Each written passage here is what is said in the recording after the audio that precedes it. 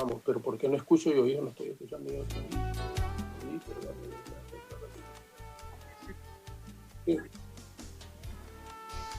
Bien, muchísimas gracias, muy buenos días. Es un gusto estar una vez más con ustedes este día miércoles, saludándoles desde nuestra casa como ha sido habitual en los últimos días. Isaías 41:10 dice: no temas, porque yo estoy contigo. No te angusties, porque yo soy tu Dios. Yo te fortaleceré, yo te apoyaré y yo te sostendré con mi diestra. Palabras que sin duda alguna deben llenarnos de fortaleza, de mucha fe, de mucha esperanza en medio de esta difícil situación que estamos viviendo en el mundo. No cabe la menor duda que la fe debe ser nuestro pilar ante el dolor a veces por la pérdida de un ser querido, ante la desesperación por haber de repente perdido el empleo, ante la situación desesperante que está viviendo toda la humanidad. Nadie puede desconocer que este coronavirus nos ha venido a cambiar completamente nuestra forma de vivir y para muchos nuestra forma de pensar. En el diálogo de hoy nos acompaña vía Zoom desde San Pedro Sula el apóstol Misael Argeñal Rodríguez, líder del Ministerio La Cosecha, para darnos ese mensaje de esperanza, ese mensaje de fe que estoy seguro necesitamos mucho y que es un momento oportuno de hacerlo. Pastor, primero, muchísimas gracias por aceptar la invitación y por acompañarnos aquí en BTV Hola Honduras en este diálogo que hacemos de lunes a viernes por la mañana. Buenos días, Pastor. Buenos días, licenciado. Un placer compartir con usted y poder dirigirme a su auditorio. Sí, estamos viviendo un momento bastante difícil en el país, crítico, una experiencia que no habíamos vivido antes, nos ha tocado a todos, pero tenemos la fuerza de Dios, el aliento de Dios y la fe de que saldremos adelante en todos los aspectos de la vida nacional. ¿Cómo debe de ver la humanidad en términos generales lo que estamos viviendo en este momento, Pastor? Yo creo que con mucha fe, porque lo que vimos hoy se va de las manos de todo el mundo, de las autoridades, de la iglesia, de todos. Y es el momento de levantar nuestros ojos al cielo. Yo creo levantar nuestros ojos al cielo y mirar al único, al que tiene el poder de la vida y la muerte, para sostenernos, para mantenernos de pie en medio de toda esta crisis. Creo que la fe es un poder para alentarnos, para fortalecernos, para animarnos en medio de toda esta dificultad, porque no es fácil estar encerrado 4 meses y abandonar los quehaceres, dejar de emprender, de hacer las cosas que hacíamos. La fe, levantar los ojos al cielo, debe ser nuestra prioridad en este momento difícil de la vida de Honduras. Ahora, Pastor, ¿cómo fortalecer esa fe? Usted mismo lo dijo, son 4 meses de confinamiento que se tienen obligados en el mundo prácticamente, no solo en Honduras, porque esto es importante también decirlo, pero ¿cómo fortalecer esa fe espiritualmente ante esta situación de confinamiento obligado que estamos viviendo? Bueno, en la Biblia nos enseña que la fe viene por el oír y el oír por la palabra de Dios. El mantener una constante relación con Dios es fundamental para que nuestra fe sea avivada, fortalecida, para que podamos ser levantados y tener confianza y paz en medio de la tormenta, que es lo que no es fácil, porque si la fe no falla, viene la depresión y acompañada de un sinnúmero de situaciones, la ansiedad que afecta profundamente a las personas.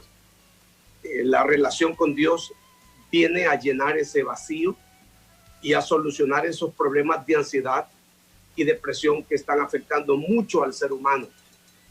Entonces la fe se fortalece con nuestra relación con Dios, nuestra vida de oración, el estudio de la palabra de Dios, y el mantenernos ligados al Señor es parte fundamental para que la fe pueda no solamente sostenerse, sino crecer y mantenerse viva en nuestra vida. Usted dijo, apóstol, paz en medio de la tormenta. Mucha gente se pregunta, ¿es Dios indiferente?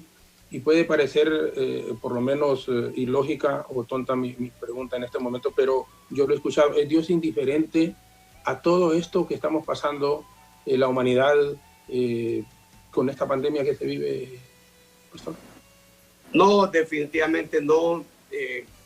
Hay un canto que dice cuando Dios está en silencio es porque está operando, es porque está trabajando. Lo que pasa es que el ser humano ha llevado a extremos la vida, el pecado, la contaminación. Se considera que este no es un virus que apareció, es un virus que fue preparado para el mundo, y en esto Dios no tiene nada que ver. Es el ser humano, la maldad del hombre, el extravío del hombre, pero Dios está ahí para ayudarnos, para fortalecernos, y más activo que nunca para tendernos la mano. El texto que usted leía al principio es un verso hermoso. Dice Dios que soy tu Dios que te sostengo con mi mano derecha, te ayudo. Él está ahí para ayudarnos en nuestros momentos difíciles, para traer esa paz que necesitamos en medio de toda esta dificultad. No estamos solos, y Dios está activo, no está indiferente. Cuando alguien dice, y luego hay gente que aceptamos cosas buenas y malas que nos pasan en la vida, y decimos, no, siempre debo de darle gracias a Dios por todo lo que me ocurre. Es decir, y le digo también a título personal, es decir, yo le agradezco a Dios cualquier cosa que ocurre con la familia, que ocurre con uno mismo, y dice, no, esto es una bendición de Dios, y Dios sabe por qué lo permite, o Dios sabe por qué permite que ocurre. Pero la gente que dice, pastor, yo no sé por qué me pasa a mí, pareciera que Dios no me quiere a mí, estos calificativos que a veces enviamos, que es justificable en algún momento cuando la gente no acepta las realidades que estamos viviendo. Es inconcebible eso, porque el apóstol Pablo nos enseña a dar gracias a Dios en todo, en los buenos y en los difíciles momentos. La vida es un conjunto de procesos. Los seres humanos somos procesados en diferentes aspectos. Un proceso es un conjunto de fases sucesivas en la vida de un ser humano. Los procesos nos forman, nos capacitan, los procesos nos maduran, nos enseñan, nos vuelven mejores personas. Y yo creo que después de esta pandemia nosotros nunca más vamos a ser iguales. Tiene que dejarnos una escuela, a menos que no querramos aprender. Pero esta es una escuela impresionante, donde no hay ricos, donde no hay poderosos, donde no hay pobres. Este es un mal que ataca a todos. Entonces yo creo que nosotros debemos aprender a agradecer a Dios y bendecir a Dios en medio de la adversidad, en medio de la crisis. Y como dijo el salmista, bendice alma mía Jehová y bendiga todo mi ser su santo nombre. Bendice alma mía Jehová y no olvides ninguno de sus beneficios. Los seres humanos tenemos que aprender a aceptar los beneficios, como también las dificultades o las adversidades. Es parte de nuestro aprendizaje, de nuestra formación y de nuestro carácter como seres humanos. Ahora, ¿cómo debe de ser nuestra forma de aceptar entonces esta dura realidad que estamos viviendo con lo del COVID-19 en el mundo? Bueno, yo creo que no es fácil para nadie aceptar que podemos ser contagiados, aceptar que hemos sido contagiados, que tenemos que enfrentar una situación difícil, un proceso duro. Es parte de lo que tenemos que aprender. Yo digo que debemos estar preparados en la vida para todo, para lo bueno y para lo difícil, porque la vida no solo nos da buenas cosas, nos llueve para todos, buenos y malos, y las situaciones adversas nos atacan a todos. Aprender que en medio de la adversidad no estamos solos y que no solamente cosas buenas tenemos que enfrentar en la vida, también tenemos que enfrentar adversidades y tormentas y crisis. La diferencia es saber que Dios está con nosotros y que saldremos adelante, que nos dará victoria. Yo lo voy a decir, yo tengo confianza en que vamos a salir adelante como país, en medio de toda la convulsión que existe. Dios nos sacará adelante, nos dará victoria como nación y vamos a emprender por una mejor paz. Esto no nos ha derrotado. Sí. Apóstol, ¿en qué la diferenciación que se puede hacer, obviamente hay mucho, ¿no? Pero antes de esta pandemia que está viviendo el mundo y ahora lo que estamos enfrentando, ¿en qué ha cambiado, por ejemplo, en usted la actividad que desarrollaba antes del COVID y hoy que estamos viviendo con el COVID? Para ser muy honesto, muy difícil. No es fácil, pues yo estoy acostumbrado a trabajar, a movilizarme, soy proactivo, me gusta predicar, atender, servir a la gente, y estar encerrado no es fácil. Creo que ha cambiado mucho la forma de ver la vida, la forma de ver al ministerio. No es fácil estar encerrado pudiendo uno atender las situaciones que está acostumbrado a hacer. Y me ha enseñado también la dependencia de Dios, saber que no estamos solos.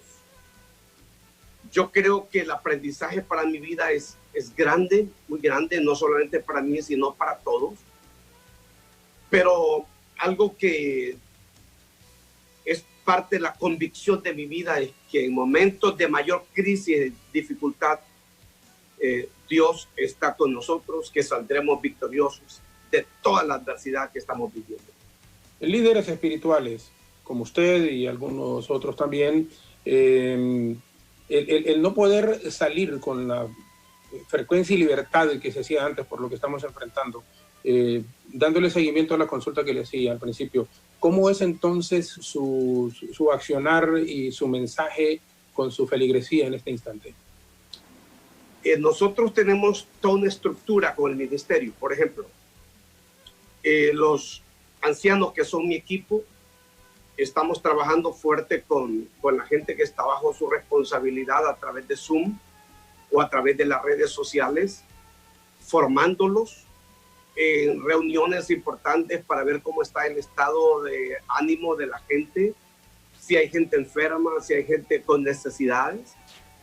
Yo tengo que estar predicando todas las semanas, miércoles, viernes, domingo en la mañana, domingo en la tarde, a través de las redes sociales, del YouTube, de la televisión y también de la radio, porque con esto estamos buscando la manera de alimentar a un rebaño que no podemos atender personalmente por la distancia, pero que tenemos que inspirar, que animar, que fortalecer la fe, porque no toda la gente tiene la fuerza espiritual para mantenerse de pie en esta crisis. Entonces, nuestro trabajo es estar orando. Por ejemplo, estamos orando todos los días a través de las redes, de la televisión y la radio, para animar y para fortalecer el espíritu de la gente. O sea, se hace una labor muy, pero muy grande, pendiente a la vez, atendiendo por WhatsApp y por las redes sociales las necesidades de la gente, orando por los que están enfermos, porque hay mucha gente contagiada del ministerio. Pasamos nosotros día y noche atendiendo estas necesidades. Es una labor muy fuerte. Sí. Yo sé, hace una labor humanitaria, una labor social bastante grande en San Pedro Sula, en la zona norte en forma específica. Bueno, ¿por qué no ha penetrado tan fuerte como está así en San Pedro Sula, acá en la capital de la República, Apóstol? Es una pregunta, pues. Sí, realmente nosotros quisimos hacerlo a través de la televisión y nos ha sido bastante difícil penetrar los monopolios nos complican todo. Compramos una radio, internamos a través de las 106.5 y también establecimos iglesia en Tegucigalpa y estamos empujando. La fuerza mayor está en San Pedro Sula. Nuestra iglesia es muy grande, es una mega iglesia con más de 25,000 personas, pero estamos trabajando fuerte no solamente en San Pedro Sula, sino en todo el país con iglesias representativas y esperamos hacerlo en el futuro cercano con mucho más fuerza en la capital de la República. ¿Por qué tomó? Bueno, usted nació en el departamento de Dalí. Yo nací en Jacaliapa, El Paraíso. Jacaliapa. Provengo de ahí, sí. Ese traslado, pastor, de Jacaliapa hacia el norte del país, ¿cómo ocurrió? ¿Y quién fue la persona que lo indujo a estar en las cosas de Dios? Mire, mis padres fueron pastores. La mayor formación de mi vida es a través de ellos. Y yo tengo mi hermano mayor que vivía aquí en San Pedro Sula, un maestro de muchos años, y trabajaba en la ciudad de San Pedro Sula. Y un día llegó a mi pueblo y le dijo a mi papá: yo no quiero que Misael se quede aquí arriendo ganado y trabajando en el campo. Yo me lo llevo a San Pedro Sula. Él se interesó mucho en que yo estudiara aquí en Lima, donde fue que vine primero, después a San Pedro Sula, donde fui formado. Aquí crecimos también en el mundo espiritual a través de la iglesia y nos convertimos en lo que ahora somos, tanto mi hermano mayor como su servidor. Estamos hablando ya por 1976, 77. Ajá, los 70. El 70, sí. Pues yo comencé el ministerio en 1977. El ministerio 77. Sí. Oh, bueno, ok, unos 5 o 6 años después de haber llegado a la costa norte. 7 años después de haber llegado, comencé el ministerio en una zona de prostitución. Comencé en la calle donde no tenía ni siquiera un edificio. Ha sido un proceso de 43 años muy, muy interesante. Sí. Pero lógicamente ya tenía un proceso formativo de conocimiento en la palabra de Dios. Tenía la pasión de hacer lo que soy para realizar la obra a la que Dios me había llamado.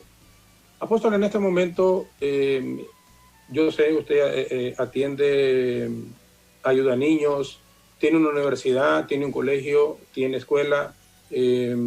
Dentro de la labor social, centro educativo técnico, en donde entiendo preparan a jóvenes en mecánica, preparan a jóvenes en albañilería, he escuchado. Con todo esto que está pasando, ¿qué ha ocurrido? ¿Se mantienen todavía? ¿Mantiene todo esto o ha bajado un poco a raíz del problema que estamos enfrentando? Sí, se nos ha complicado todo. Por ejemplo, mantenemos el orfanato, sí. El orfanato está muy activo, cuidamos muchas niñas. También tenemos una clínica que se ha detenido por toda esta pandemia.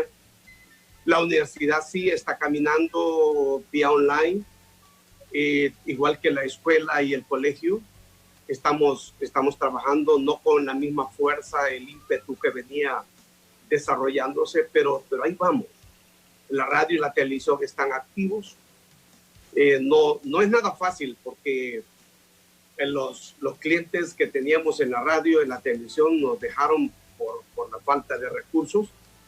Es toda una lucha sostener esto y lo peor, no está recibiendo recursos como iglesia durante 4 meses para seguir empujando los proyectos. Es algo muy difícil. Creo que es un cambio drástico, bien profundo. Ha golpeado la economía en la vida del ministerio, pero seguimos confiando y creyendo que saldremos adelante, que esto no va a ser eterno, que esto va a cambiar, no sabemos cuándo. Tenemos que tener paciencia y esperar el momento para poder emprender. He sido emprendedor durante muchos años, he trabajado duro por 43 años y quiero seguirlo haciendo mientras Dios me dé vida. Esto y es una realidad. Bueno, un día solo Dios sabe cuándo va a terminar, pero mientras tanto, apóstol, la gente sigue desesperada, la gente sigue sufriendo, la gente sigue preguntándose, bueno, Dios mío, esto ¿Hasta cuándo? Si bien llevamos 4 meses y días, pero hay algunos, lo cobramos y decimos, bueno, en diciembre, porque había gente que creía que en junio iba a terminar todo esto y que iba a volver toda la normalidad. El panorama, ¿cómo lo visualiza? ¿Cómo usted lo ve en este momento así, como un hombre de fe, como un hombre con una formación espiritual muy grande, y lo que estamos enfrentando, lo que estamos viviendo? ¿Para cuándo, pues, o cuándo podría ser que volver a la actividad normal que hacíamos antes del mes de marzo acá en el país, por ejemplo, y en el mundo, ¿no? En el mundo definitivamente. Sí, yo pienso que todo este año vamos a estar complicados.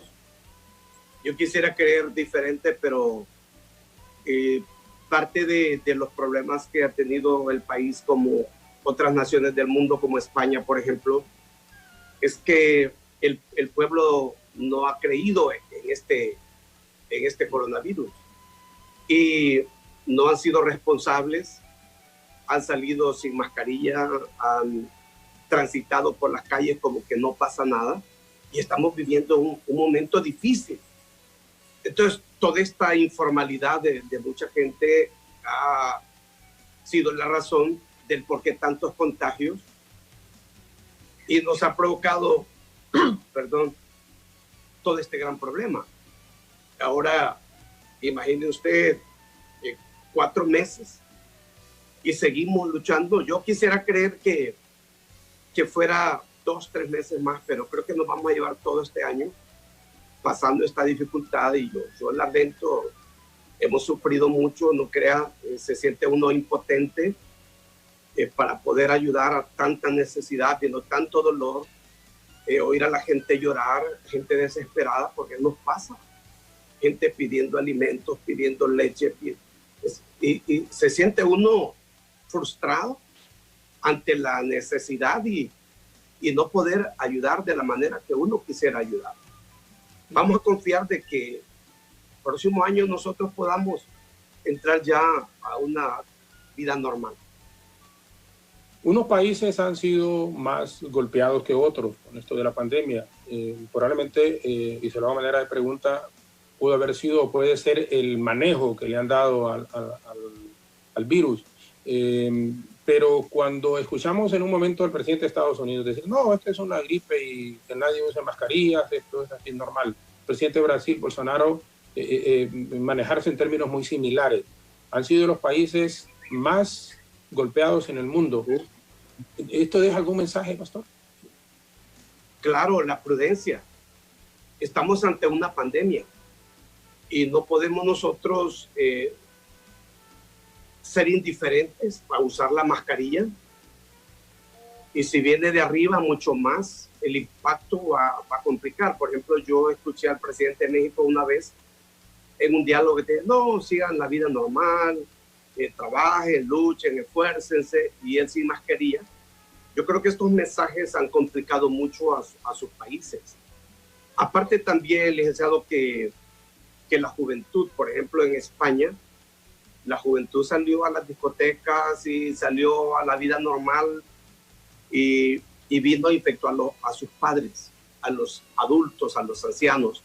Y esto produjo un conflicto inmenso en naciones desarrolladas que se quedaron sin capacidad con los hospitales. Nos ha pasado lo mismo a nosotros. Yo creo que en cierto modo no hemos sido cuidadosos.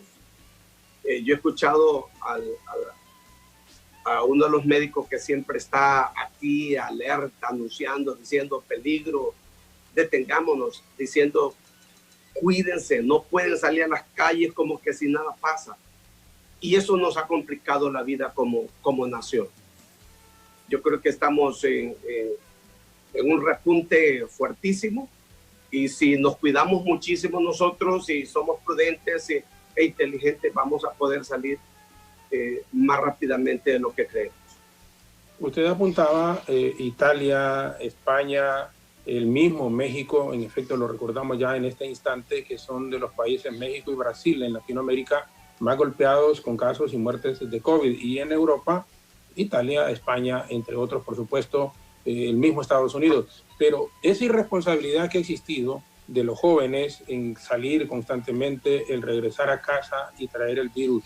Y cuando ha ocurrido en países que son potencia en el mundo, ¿qué deja al final, Apóstol, como mensaje? Porque para uno era impensable 5 o 6 meses atrás que España, que Italia, que Inglaterra, que Estados Unidos, el mismo México a nivel de la región iban a ser de los países más golpeados, porque económicamente son países que tienen muchísimos más recursos y la forma de atacar una pandemia, de atacar cualquier problema que puedan tener, es muy diferente en cuanto a la solvencia que se tiene con países pequeños como los nuestros. De aquí podríamos sacar, por ejemplo, del contexto Costa Rica, que es un país pequeño en la región, pero que es el que menos en Centroamérica, porque en Nicaragua pues manejan ellos, como dicen, propiamente sus datos, pero como quieren manejarlos, no como es la realidad que se experimenta. En conclusión de la pregunta, ¿qué mensaje se lleva con eso cuando son los países más ricos y los países que han sido más golpeados? Aquí no se ha quedado ningún país en el mundo que no ha sido golpeado con el COVID, pero hay unos obviamente que han sido más golpeados que otros, y los que más golpeados son los que le he mencionado en este momento. Sí, nos enseña que somos vulnerables y que la pandemia no respeta poder económico, político ni social, ataca a todos. Y creo que la irresponsabilidad es uno de los puntos interesantes por lo que esta pandemia ha golpeado tanto a estas naciones. La gente saliendo a las calles como que no pasa nada,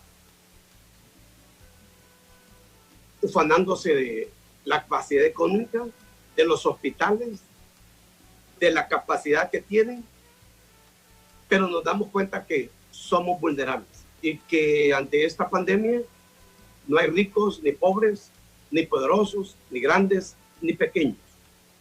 Y que lo único que puede ayudarnos es ser prudentes, es ser sabios y cuidadosos de nuestra vida y también de la familia para no contagiarnos.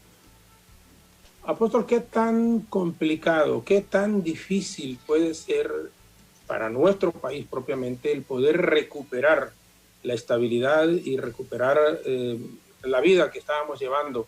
Si antes del COVID habían complicaciones, que la gente quería irse para los Estados Unidos, por ejemplo, esa era una realidad. Ahorita se ha medio parado, pero porque también en todo lado es el problema.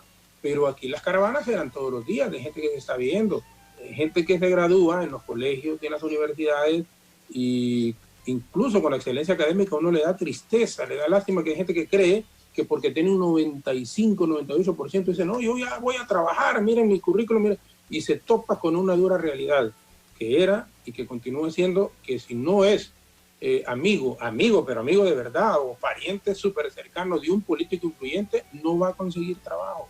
Y eso ocurre no solo en la administración pública, sino que también hasta en la vida privada, porque los empresarios tienen solo a sus hijos, tienen solo a su gente súper cercana, y no hay oportunidad para aquellos jóvenes, hombres y mujeres, que se gradúan con una gran esperanza.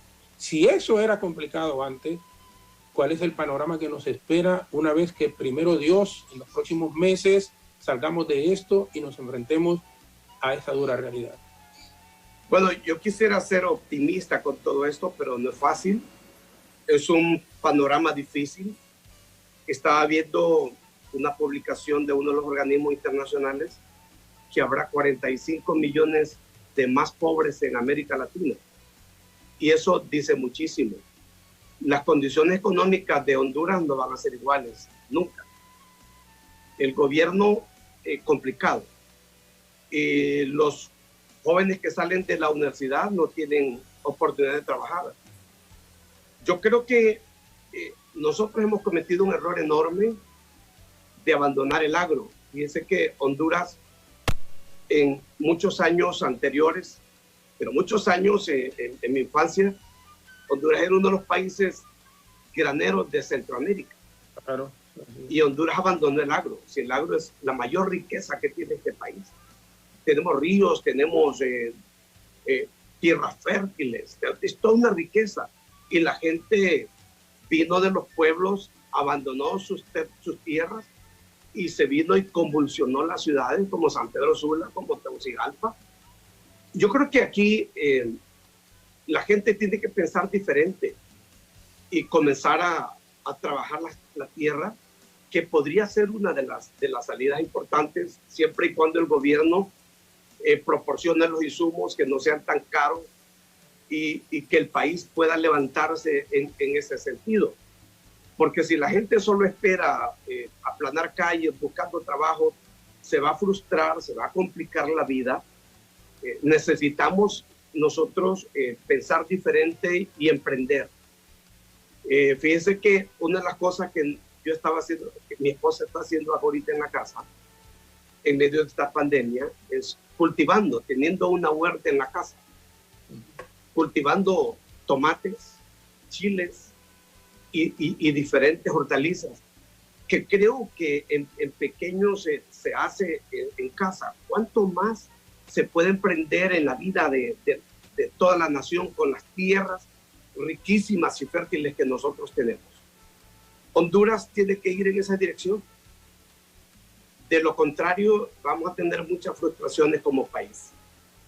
Sí, emprender, esa es la palabra que usted utilizó, yo creo que es muy importante.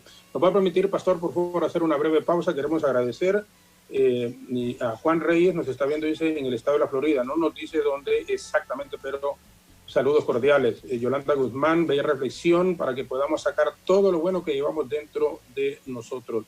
Coralia Bográn nos está viendo también en Nueva York, dice que Dios bendiga a nuestra Honduras de este virus que nos enseña nuevas normas de vida y cuidarnos es lo más importante. Oscar Reyes también, saludos. Rommel Ivamonich dice saludos, amigos, familia BTV. Yolanda Guzmán, bueno, es importante. Pastor, yo creo que de fondo también, antes de la pausa, es determinante la actitud que podamos asumir, la forma en cómo enfrentemos este problema. Es una pandemia que bueno, estoy seguro nunca antes habíamos vivido, porque la gente habla de otras enfermedades en el área de la salud, sí, pero ninguna igualable con lo que estamos enfrentando, ninguna comparable, cuál Zika, cuál chikungunya, cuál dengue, cuál no, ninguna como este COVID-19 lo vamos a recordar por el resto de nuestras vidas, quienes Dios nos dé la posibilidad de estar por generaciones, Pastor, yo creo que eso es importante.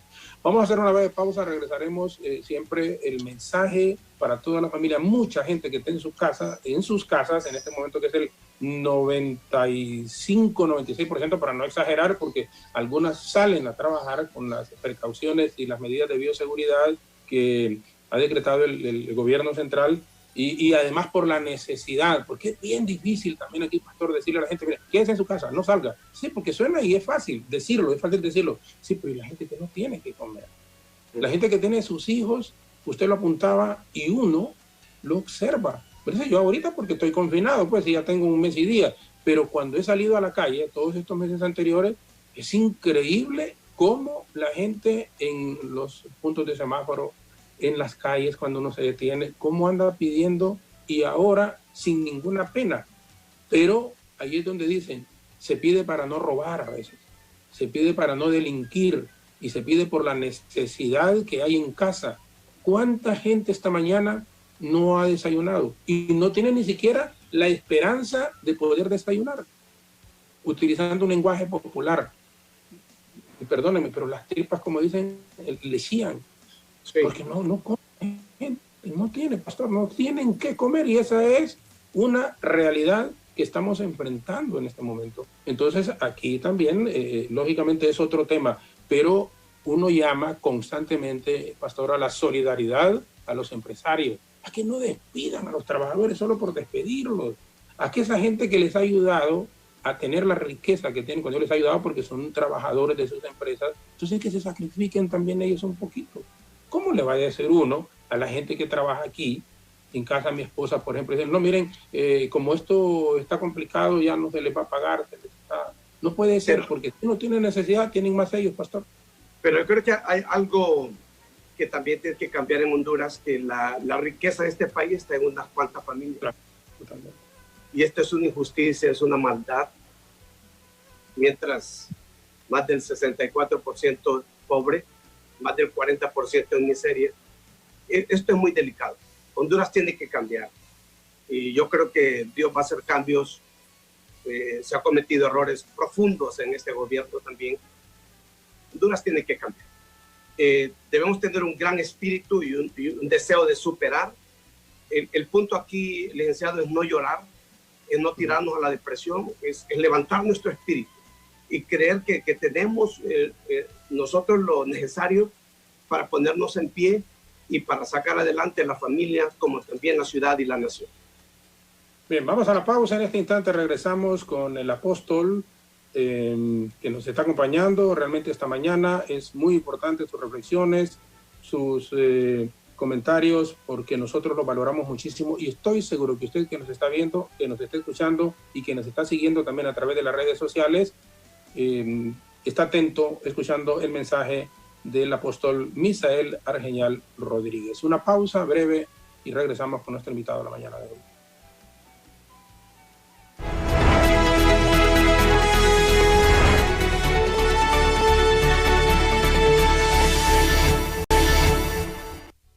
Bien, regresamos y continuamos aquí conversando con el apóstol Misael Argeñal Rodríguez. Tenemos muchísimas comunicaciones en forma interna de gente que dice, un buen invitado, muchísimas gracias y les agradecemos también aquí al apóstol que nos ha acompañado y que nos continúa acompañando esta mañana. Pastor, usted apuntaba errores que se están cometiendo, aun cuando pues, habíamos quedado no tocar este tema de la actividad política, pero a veces es inevitable el preguntarle, es decir, en el sentido de los errores que se siguen cometiendo a nivel de gobiernos, y no solo sino que quienes han antecedido también en lo que es la administración pública. ¿Qué es lo que tiene que cambiar en el ser humano para que tengamos un Honduras? Estamos hablando obviamente de nuestro país, pero un Honduras diferente y un mundo distinto al que estamos viviendo en este momento. Yo creo que Honduras tiene que cambiar a sus gobernantes. Yo sé, lo que voy a decir es bien fuerte, bien serio. Honduras tiene que cambiar a sus gobernantes, a los gobernantes que han estado por años viviendo del gobierno, a los gobernantes que han hecho mal las cosas por una vida, que se han servido y que no han servido al país. Ellos llegaron para enriquecerse a sí mismos y son los que han complicado la vida y la historia del país. Yo creo que aquí lo que va a ser necesario es que en el futuro venga gente joven, gente que no esté contaminada, gente que ame a la patria, que tenga valores, principios, que vea al país no como su hacienda propia, sino como la oportunidad de levantar a la nación, levantar al pobre de las condiciones en que se encuentran. Debe ser ese un cambio muy, muy importante, y que la gente que venga en el futuro trabaje para que esos pobres y gente que esté en miseria tengan otras condiciones mejores de vida, que no sea publicidad o propaganda, que no sea política barata, sino una realidad para la vida de la nación. Yo creo que hay que cambiar a todos estos mañosos y malvados que han robado y han destruido este país.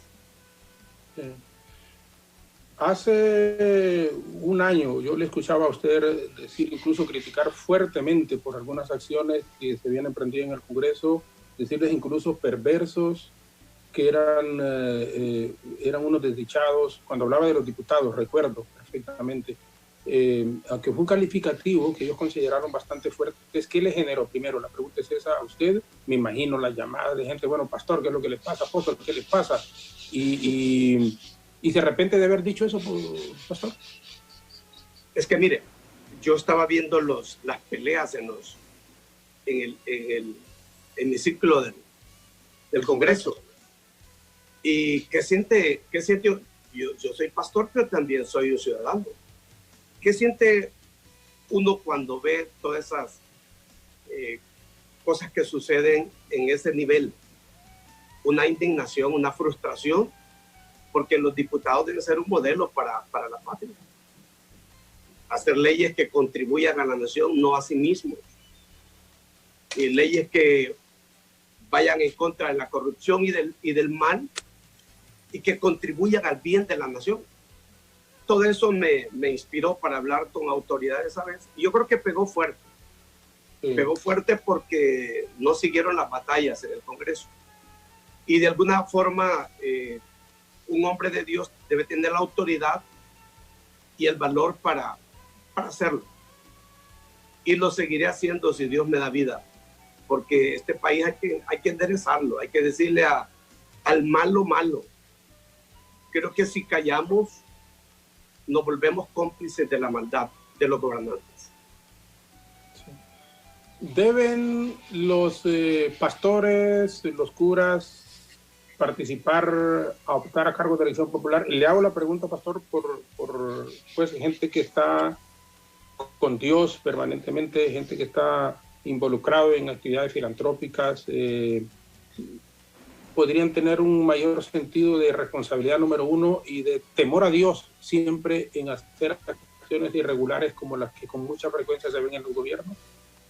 Le voy a compartir algo. Yo tengo amigos senadores de Brasil y congresistas, senadores, que son pastores, que son líderes fuertes de iglesias, de multitudes. Y ellos hacen una labor increíble en sus naciones, con mucha honestidad, mucha rectitud. Pero yo considero que en un país como el nuestro, con toda una política vernácula, lo mejor que pudiera hacer es que los pastores proveamos gente, líderes, honestos, serios, que lleguen a contribuir a la nación. Por ejemplo, mi gran deseo es colocar gente para la presidencia, para diputaciones, de gente del ministerio que he formado, que he capacitado y que podrían ser mejores instrumentos. Ya los pastores debemos estar dedicados al ministerio, al trabajo de Dios, a ganar almas para Cristo, hacer nuestra labor. Yo jamás abandonaría la iglesia por un lugar en el Congreso. Considero que mi labor es mucho más importante en el campo al que Dios me ha llamado. Debe ser el pensamiento de cualquier hombre de Dios. Sí. Es decir, que formar líderes para que puedan ocupar cargos en las mismas diputaciones, alcaldes, incluso presidentes de la República, pero sin involucrarse en una forma tan directa, así como dicen los pastores como tal. No, es lo mejor colocar líderes. Por ejemplo, yo tengo una persona del ministerio que se va a lanzar para la presidencia. Ya pronto lo van a saber. Tengo otra gente que está dispuesta a ir a diputaciones. Y yo creo que necesitamos ese tipo de gente que tiene valores, principios, que van a llegar a una posición en el gobierno, no importa cuál, conscientes que van a ir a servir al país, que van a construir a la nación, que van a hacer el bien y no van a ir a valerse de sí mismos para hacer cosas que son una pena, que son una vergüenza, a enriquecerse, diríamos mejor, y a causarle más daño del que tiene Honduras. Pastor, el líder religioso, es decir, bueno, está en el ministerio de la cosecha, o sea, lo visita en su iglesia, el que se va a lanzar de candidato, que dice usted. Estamos hablando de alguien ahí de San Pedro Sula. Sí, ya pronto van a saberlo, muy pronto, se van a dar cuenta. Yo creo que así tiene que ser, licenciado Fírez. Fíjense que la iglesia tiene gente muy buena en Honduras, profesionales, gente sana, que creo que es lo que Honduras necesita, y darle un vuelco profundo a la nación, pero profundo, desde las bases.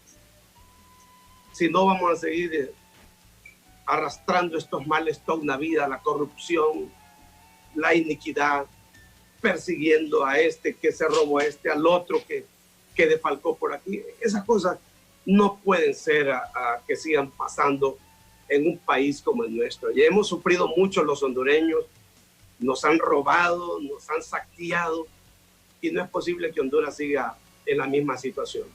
Algo tiene que cambiar y debe ser pronto.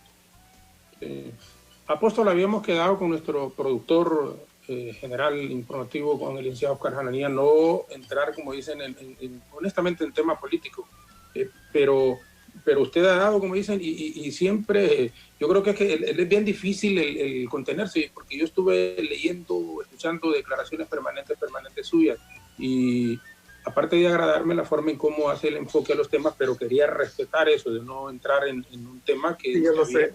Que se me acordaba, pero realmente usted fue el que comenzó, pastor. O sea, usted fue el que comenzó con este tema y le digo, le reitero, me agrada, porque hombres así necesitan Honduras, que estén en las cosas de Dios permanentemente, que sean líderes espirituales, pero que también no desconozcan la realidad que se está viviendo. Es correcto. Es muy correcto. Es que mire, le voy a decir algo, es difícil. Ay, es tan difícil estar encerrado uno y estar viendo las situaciones que vive el país. Todo esto de la corrupción. Imagínense, yo sé que no voy a hablar más, pero imagínense el asunto de los hospitales.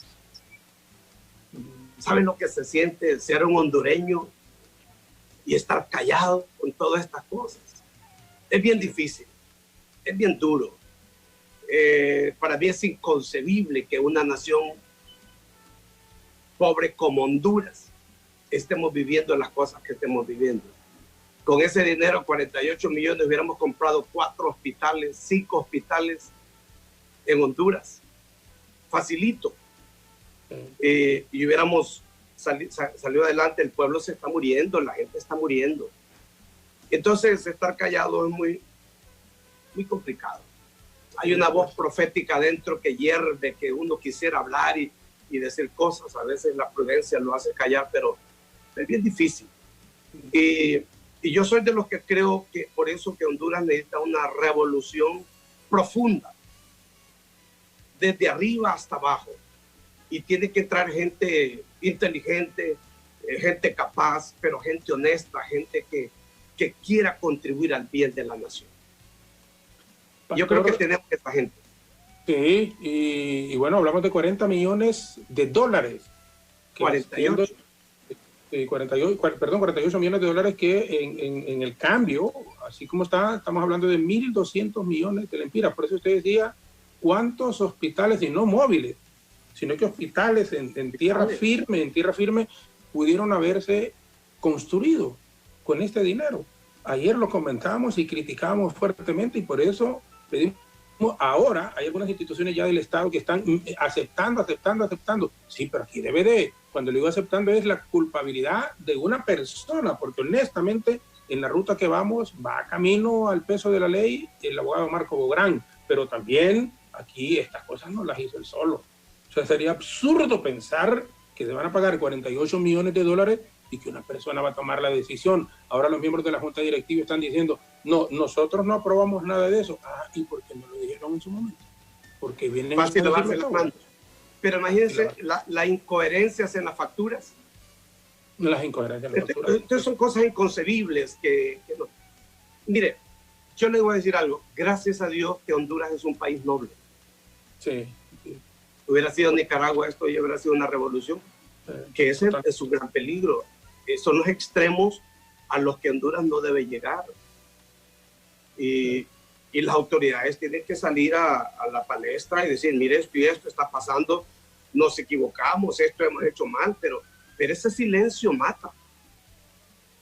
Y lo llena de indignación a uno internamente, porque no puede entender que en un país como el nuestro se sigan cometiendo estas atrocidades, estos errores fatales que empobrecen más a la nación.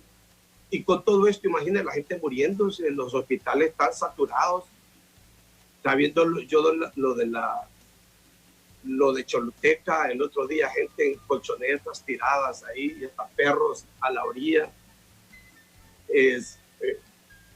CNN sacó todo eso. ¡Wow! y uno siente una vergüenza como nación. Entonces yo creo que, mi estimado Lick, tiene que haber cambios en Honduras. Y el pueblo no es tonto, el pueblo es inteligente. Yo creo que el pueblo va a provocar cambios y cambios muy interesantes. Honduras debe ir hacia otro nivel, a proyectarnos diferente y a desarrollar. Hay gente buena en esta nación y gente noble, gente capaz. Podemos levantar una nueva patria. Pastor, yo no quiero, como dice, de veras meterlo más o complicarlo, porque como ustedes bien así, con todo respeto, bien emotivo en sus declaraciones, pero cuando digo emotivo es en el buen sentido de la palabra, porque está diciendo cosas que son reales y que las compartimos al 100%. Está bien, las compartimos al 100%, pero le desví un poco sin la conversación en estos minutos finales. El 2014 fue cuando sufrió un secuestro su esposa, si mal no lo recuerdo, fue el 2014. Sí. Cuando 2014, exactamente. Incluso tomó la decisión de irse hacia los Estados Unidos con su esposa y con sus hijos un tiempo. Usted incluso lo asaltaron viajando de Tegucigalpa a San Pedro Sula, y le robaron su vehículo. Estos son a nivel algunos de los muchos, o de algunos de los momentos difíciles que ha pasado el apóstol Misael Arguiñal Rodríguez en el transcurso de su vida, y qué cree que pudo haber provocado realmente estas y otras acciones. Bueno, nosotros fuimos asaltados en nuestra propia casa. 7 hombres armados entraron aquí a mi casa y nos tiraron al piso, nos robaron, saquearon la casa, nos asaltaron viniendo de Tegucigalpa, le robaron un vehículo. Igual lo que sufrió mi esposa, son procesos difíciles producto de la violencia de nuestro país. Yo sé que el asalto que me hicieron a mí aquí en mi casa, que fue el primero y el más difícil también, es porque yo había ganado para Cristo a un hombre que era el líder de una banda, que era un guatemalteco, y la gente que vino aquí es porque quería matarme, porque el hombre era líder, y al convertirse a Cristo él se retiró de la banda y ellos no lo aceptaron. Estaban indignados. Eso yo lo supe a través de gente que conocimos después, que fue uno de los que me asaltó, los que me puso la pistola en la cabeza. Llegó a un centro que nosotros teníamos de alcoholismo para atender a los alcohólicos, y él llegó para restaurarse y él comentó la experiencia. Ahí nos dimos cuenta de todo eso. Pero es parte de lo que tenemos que enfrentar. No hemos llorado, hemos caminado adelante, no nos ha detenido ni nos detendrán todas estas cosas. Estamos hechos para esto. Sí. La fe, la fortaleza espiritual, los principios y todo eso es lo que les hace y le hace, en este caso como líder, no solo de la iglesia, sino como líder de la familia, continuar con su vida. Pastor, nos imaginamos en el sentido de que las dificultades, los problemas siempre están allí, pero esa fe, esa fortaleza que se tiene siempre en que hay un ser superior que le está acompañando, es un ser superior al cual está sirviendo, pues hombre, como dicen, y en su caso, que se venga lo que se venga. Sí, sí, uno está preparado para todo mentalmente. Y sí, como pastores tenemos convicciones profundas del llamamiento, del ministerio. Sabemos que Dios está con nosotros. Si no, esto fuera muy difícil de soportarlo. Y esas convicciones son las que nos hacen estar de pie. Como decía el apóstol Pablo, ¿quién nos puede separar del amor de Cristo? Tribulación, angustia, ni lo pasado, ni lo presente, ni lo porvenir, ni ángeles, ni principados, ni potestades. Nadie nos puede separar del amor de Dios que es en Cristo Jesús. Entonces, vamos hacia adelante con todo a la meta que nos hemos propuesto. Pastor, ya para concluir, y agradecerle, solicitándole las disculpas si hemos entrado en un tema que a lo mejor, como le digo, yo le agradezco muchísimo, muchísimo el mensaje, digamos, a las familias en este momento que nos están viendo en sus casas. Esa gente que tiene de todo el cliente el decir, Señor, yo no doy más, Señor, yo ya estoy. ¿Cuál es su mensaje para todas esas personas, hombres y mujeres, que están con sus hijos en este momento por el confinamiento, por las circunstancias que el mundo está viviendo? Un mensaje suyo, por favor, pastor. Bueno, en primer lugar, apreciar que podemos estar en familia. Es una de las cosas fundamentales.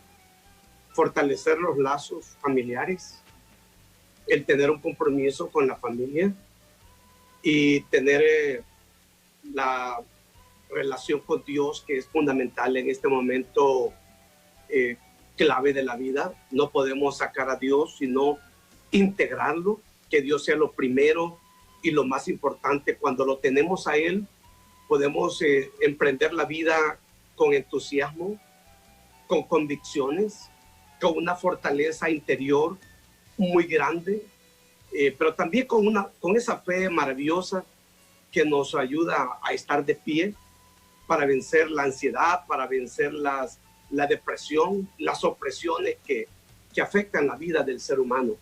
Si tenemos al Señor con nosotros, podemos decir muy claramente, como dice el Salmo 91, el que habita al abrigo del Altísimo morará bajo la sombra del Omnipotente. Tener la seguridad de que no estamos solos, que Dios está con nosotros y que ese Dios que está con nosotros está para levantarnos, para tender su mano en favor de nuestra vida, para levantarnos en momentos de crisis, para sanarnos de la enfermedad y de esta pandemia. Es algo maravilloso. Acérquense al Señor. No vivan la vida alejados de Dios. Si tienen a Dios con ustedes, tienen lo primero y lo más importante. Mucho ánimo, mucha fuerza, que su espíritu no decaiga. Después de esto vamos a emprender y vamos a levantarnos como ciudad y como nación, seguro, porque su bendición está sobre nuestra vida. Pastor, muy agradecido porque nos haya atendido y nos haya concedido. Sabemos que no es muy dado a dar entrevistas, pero sí, por eso con más razón le agradecemos, pastor. Le agradecemos. Un placer muy grande para mí. Que Dios bendiga grandemente su vida. Aprecio su gentileza. Todo lo contrario, apóstol. Muchísimas gracias. El apóstol Misael Argeñal Rodríguez nos ha acompañado esta mañana en el diálogo aquí en BTV, en nuestras estaciones de radio, tanto para el norte como en el centro, y en el Facebook BTV Somos Todos Honduras. Una vez más, pastor, bendiciones a bendiciones. Y muchísimas gracias. Dios es mi salvación. Confiaré y no temeré, porque el Señor es mi fortaleza y es mi canción. Cita Isaías 12:2.